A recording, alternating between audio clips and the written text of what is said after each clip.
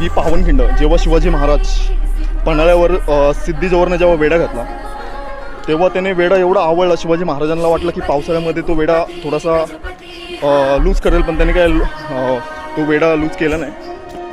त्याने एक मिनिट आलो.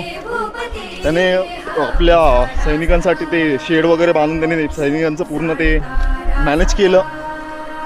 पण शिवाजी महाराज जेव्हा निघले पन्हाळ्यावरून रात्रीचा तेव्हा त्यांच्यासोबत 600 बांदल सैनिक होते. बांदल सैनिकांमध्ये बाजीप्रभू देशपांडे एक कर्तृत्ववान सेनापती सुभेदार, काय त्यांना एकदम अनुभवी असे बाजीप्रभू देशपांडे. उत्सव साजरा करू द्या